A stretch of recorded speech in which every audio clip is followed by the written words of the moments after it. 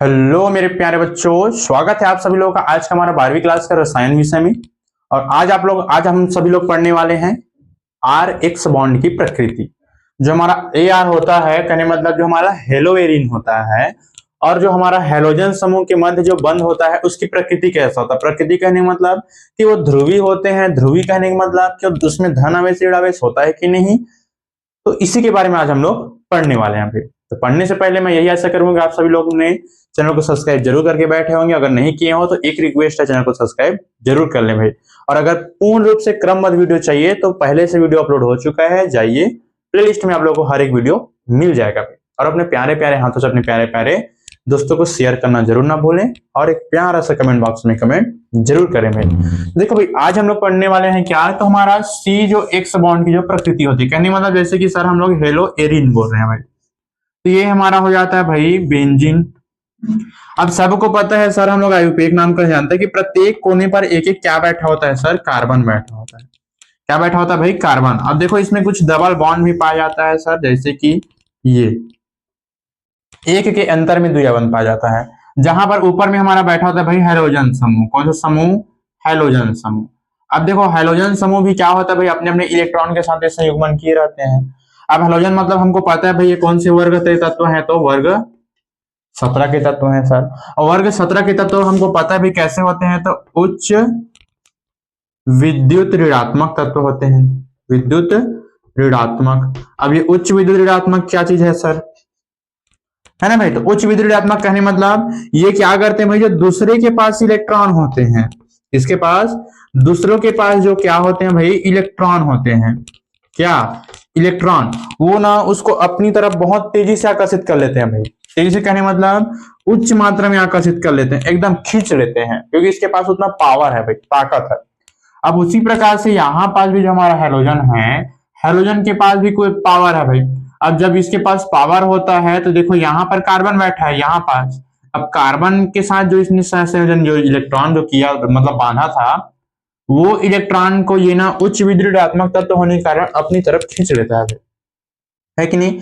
अब हमको एक बात और सबको पता है सर, जब कोई परमाणु इलेक्ट्रॉन को खींच लेता है या ग्रहण कर लेता है, क्या कर लेता है, जब कोई परमाणु इलेक्ट्रॉन को अपनी ओर खींच लेता है या ग्रहण करता है, और जब ग्रहण करता है तो उसके ऊपर कौन सा आवेश चढ़ता है भाई, तो ऋण आवेश चढ़ता है। उसी प्रकार से इसके ऊपर भी आंशिक रूप से, अब ये क्या बनाया हो सर, डमरू जैसा, तो इसी को बोलते हैं भाई आंशिक रूप से। जो मैंने ऐसे बनाया है ना, ऐसे, है ना भाई, कुछ इस प्रकार से, इसको बोलते हैं भाई आंशिक। ये आंशिक क्या है सर, कहने मतलब नाम मात्रा। जैसे कि हम लोग बोलते हैं ना कि आज मैं थोड़ा सा खाना खाऊंगा, नाम मात्रा मेरे निकालना। कहीं जाते हैं ना मेहमानी करके, जाते हैं कि नहीं मेहमानी करने। मेहमानी करने मतलब मेहमान बन के, या फिर दूसरे घर जाते हैं तो कुछ बाहर से खा कर क्या रहते हैं, तो क्या बोलते हैं कि आज मैं थोड़ा सा खाना खाऊंगा, थोड़ा सा निकालना। उसी प्रकार से ये आंशिक का मतलब हो जाता है भाई कम मात्रा में, थोड़ा सा। ठीक, तो उसी प्रकार से क्या होता है भाई, जब ये इलेक्ट्रॉनों खींच लेता है या आकर्षित कर लेता है, इसके ऊपर आंशिक आवेश चढ़ जाता है सर। और कौन सा आवेश, ऋण आवेश चढ़ जाता है। इसलिए तो इसको देखो भाई उच्च विद्युत ऋणात्मक या फिर उच्च ऋण विद्युत ऋणात्मक तत्व कहते हैं, है कि नहीं भाई। उच्च विद्युत ऋणात्मक या फिर उच्च ऋण विद्युत या फिर ऋणात्मक तत्व कहते हैं, इसे बोल देते हैं। ठीक, तो जब ये खींच लिया तो इसके ऊपर क्या आवेश चढ़ गया, माइनस आवेश है, ऋण आवेश। आप देखो किससे लिया है, कार्बन से लिया है। अब जब कोई परमाणु इलेक्ट्रॉन को त्यागता है या दान करता है, तो सबको पता है उसके ऊपर कौन सा आवेश चढ़ता है सर, धन आवेश चढ़ता है। चढ़ता है कि नहीं, एक पे ऋण आवेश चढ़ा है, एक पर आंशिक रूप से धन आवेश चढ़ा है। अब आप सबको पता है, यदि कोई यौगिक, है ना भाई, यदि अपना जो यौगिक है वो क्या दर्शाता है भाई, अगर यदि जो यौगिक होता है वो क्या होता है, अगर धन और ऋण दोनों दर्शाता है, क्या करता है, धन और ऋण दोनों दर्शाता है कि नहीं भाई, तब उसके ऊपर कौन सा गुण आ जाता है भाई, तो ध्रुवीय गुण आ जाता है। कौन सा गुण, ध्रुवीय गुण आ जाता है कि नहीं भाई, ध्रुवीय, य कौन सा गुण आता है, ध्रुवीय गुण। ध्रुवीय कहने मतलब जब धन आवेश और ऋण आवेश दोनों पाया जाता है उसे हम लोग ध्रुवीय कहते हैं। इसको हम लोग कहां से पढ़ते हैं, एक आप लोगों ने सुना होगा उत्तरीय ध्रुव, और एक आप लोगों ने सुना होगा भाई दक्षिणी ध्रुव। अब याद होगा ये किसमें सुने हो भाई, तो इसको आप लोगों ने सुना होगा, किसमें सुने हो, चुंबक। सुना कि नहीं? तो कहने मतलब अब इसमें लिखेंगे क्या चीज सर? ये सब तो चलो समझने वाली बात हो गया। तो क्या बोलेंगे, देखो लिखेंगे कैसे। हेलोएरिन में क्या लिखेंगे? हैलोजन समूह, है ना? लिख भी सकते हो इमला की तरह।